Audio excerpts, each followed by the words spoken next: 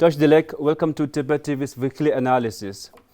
As more Tibetan refugees in India migrate to Western countries in search of better livelihoods, the living standards of those left behind improve dramatically with the economic support from their family members working in the Western countries.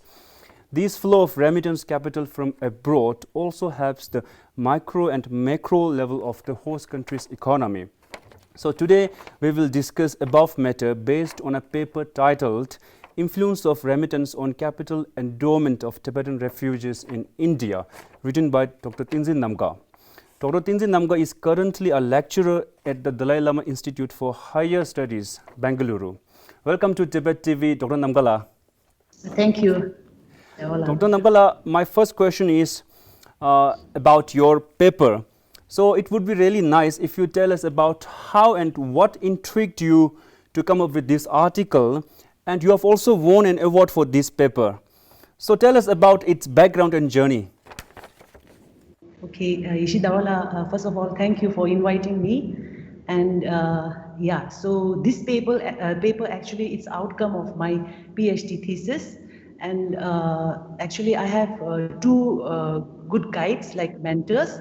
So they always tell me, to publish. If you don't publish, you will perish.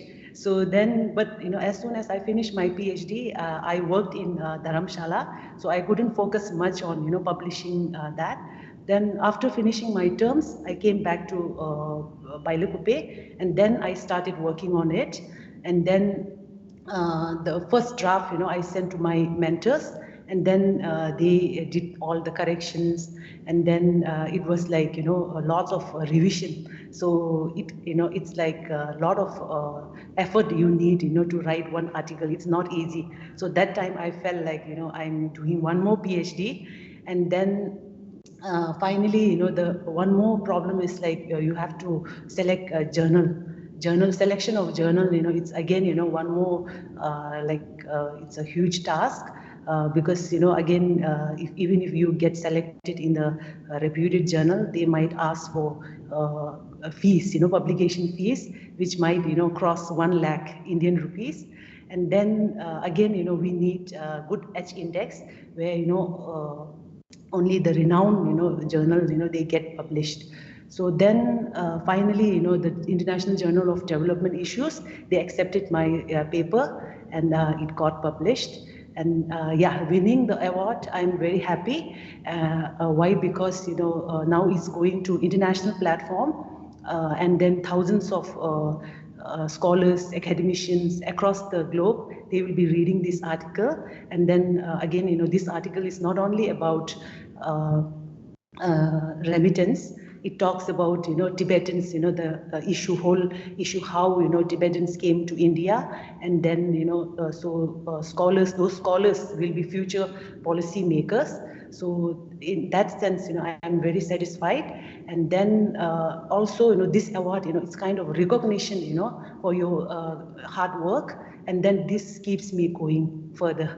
So as of now, although my study was on impact of remittance on all financial, social, human capital, but now my interest has shifted. I just want to tell the audience now it has come to diet and nutrition. I have already done a comprehensive household survey in Bailakuppe and Mungot. What are their consumption patterns? How much they are eating green leafy vegetables, and then how whether the food continuity from Tibet to India, whether it has remained same. Otherwise, it will have a huge implication on health. So that is my new interest I have generated. And then again I have already collected data from monks in Mongot and in Bailakuppe. So now one by one, all will be coming, and then students, children. So their diet consumption also I'm looking forward to. So this all, all because of this publication, it could make possible for going further. Yeah. Okay, Dr. Namgala, now I'm going to ask you a question related to the gist of your paper. In what ways do you think the improved living standards of the Tibetans in India benefit the host country? And are there any other nationalities in India whose families move to Western countries and are actively involved in improving the living conditions of those left behind in India. Okay, so if I tell, the host country, whatever the improved Tibetan living condition, how it's impacting the host community, I think there is a huge, impact. If we look at the national level, it adds to GDP, Why? Because lots of employment generation with improved status actually they tend to save a lot, whatever again the continuous remittance they get, they save a lot, and where it goes after saving, it goes to bank, and bank they won't keep the capital either, so it will be used for credit creation. So further local Indians, they can again make use of those capital, and then they can invest somewhere, either in opening a shop or restaurant or whatever they wish. So at GDP level, it also adds, and at local level, it generates lots of employment, and then suppose with improved economic condition, they tend to invest in construction of houses. So houses, it's not a small amount, it will be more than 15, sometimes it goes crores of rupees. So there people they get local people, they get lots of job opportunities, and then even local vendors also, so vegetable sellers and all, when our living in this thing our economic improves, then our purchasing power also, it also gets improved, and then especially shop owners. So shop owners, they are very much aware about Tibetan Losar, where people will be buying a lot of goods and services. So yeah, so it has impact both at national and local level. Okay, Yes. Dr. Namgala, what really interested me about your paper is that your paper premised upon a strategy of sending one of family members abroad in search of better opportunities in order to mitigate concerning issues like poverty and unemployment for Tibetan youth in India. So, would you like to tell us a little bit about the surveys you have conducted for this paper? Yes. So in terms of unemployment, as per Tibetan Demography Survey of 2009, 17% of Tibetan youth, they are either unemployed or underemployed. And then there was another study conducted by Arnold, 2009, where again he discussed about poverty and unemployment among Tibetan community. But the sad reality is like, we have to still, rely on the 2009 demography survey. So it's quite old. So I urge, CTA, either SAD or Home Department to come up with new demographic survey where it will not only help, the development agencies, they can, keep it as a baseline, but also, for future researcher, where they can keep that as a base year, and then whatever the improved, or they can measure the variable, the changes in variable. So I feel it's very important to have one more demographic survey, comprehensive demographic survey, because even now also, whenever I write article, I rely on 2009 demographic survey, which is very old. And I remember once, our Sikyong, he mentioned about by 2050, our population will be like 50% will be in India and 50 will be in the Western countries. But now I feel, it's already happened. It's just that we don't have proper data. So I urge, the SAD or Planning Commission to again have a proper comprehensive demographic survey. And then regarding sending one of the people, abroad, the strategy, what household, they opting, I think we can relate to the theories of migration. So in early 1960s, there is a theory called optimist theory, where people like Taylor, he worked a lot on this. So they said about return migration having potential for this thing. Can be a potential investor, but there at that time, there was no place for remittance. And then there came a theory where it's a pessimist view. They view migration as again it's creating lots of inequality, and then So then dependency, which is happening in Tibetan community, if we look, youngster, they will be relying only on remittance income, and then they don't work. So it could be, one causes of unemployment. Okay. So yeah. So then we have NELM theory. It came in late 80s. Stark, one person, he worked a lot on that. And then I think our is, linked with NELM theory, new economics of labor migration, where they talk about migration, remittance as a tool for development.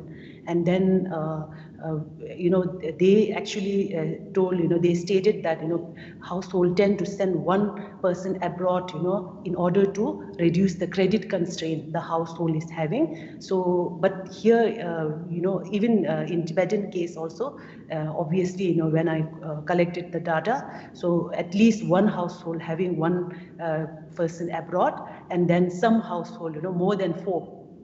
And then right now, nobody is doing research, on current migration. If we do, we never know, it might cross, 5, 6, per household. So I think we are suitable to the NELM theory, where they already stated, they are taking that strategy for migration to reduce this thing, credit constraint. Yeah. Okay, Dr. Namgala, my last question is about your research. In your paper, it is clearly mentioned that you have covered almost 400 households in Tibetan settlements. Right. So when you go through those 400 households, I think you have found the main part of your research, right? So can you tell us about the major findings of your research, and what do these research findings tell us about the Tibetan diasporic polity? Okay.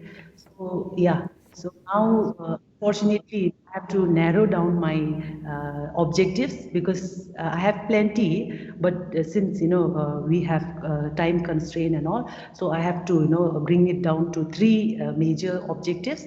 The first one, remittance having impact on human capital, and human capital meaning education, and then the skill, everything, how remittance is impacting, the household, at that level. So yeah, definitely, the study, showed that there is a positive, influence of remittance on human capital formation. And then the second objective was on, impact of remittance on financial capital. So there also, but statistically, it was showing insignificant, but I have, gone to the field. So definitely, remittance, it acts as insurance, to the household, the risk, they are able to take. So definitely, there was, the impact, influence on, financial capital building also. And then the social capital. So social capital, meaning, this thing, the needy, how, the people in West, they are able to help needy people here, because the value, in dollar, in rupees, we can imagine. So the needy who needs for hospital, who needs for education, or, any other, basic needs. So, and then also infrastructure development. I have seen, in places like Mungot, they have huge, they have a kind of network, where whenever the camp people, when they face a problem, or financial problem, they will be contacting them, and then they will be sending the money back, and they will be building, houses or roads, all those things. So yeah, definitely that. And then yes, so, Tibetan refugee, I think, they can, opt this as a strategy, but at the end, I want to say, that it can be for short run, not for long run. Why? Because, again, I told about the dependency, youngster, they tend to not to work, they rely, and then they have a fascination of, moving abroad, that everything is set once you go there. But I feel they should be very practical, and then it can be adopted by other refugee community. And yeah, I remember you asking whether there is any other nationalities in India, but if you say within India, there is like Punjab, and then Kerala. Kerala is one of the most, remittance receiver. Yeah. So then, if you ask other nationality, so other nationality in India, if you go by population, of course, it's refugee. So India have Bangladeshi refugee, then Afghanistan, Myanmar, but nothing like this sort of happened. So it's actually very unique in our community. Just one last, addition to all the youngster, not to stop there. You need not have a degree, PhD degree or MPhil degree. You need not have a degree. You can, publish, anytime. So there's certain, techniques, you can learn, and then you can publish. And even with my students, I encourage them. So many of them, they are working on it. Whether it's a polygamy system, in our community, then unemployment, and then this thing. Job satisfaction, because retention rate is very less these days. In Tibetan school or in higher education, teacher, they don't retain, they don't stay there much. So the job satisfaction. So there are, ample number of issues, we can look into. So please, I urge all the youngster to publish. You can start with term paper. It need not be perfect, with 5 pages, term paper, and then you can build, one by one. So yeah, that's it. So thank you, Ishidojila. Yeah. With this, we're going to end our discussion here. Thank you, Dr. Namgala, for joining our program. Okay, thank you. Yeah, thank you.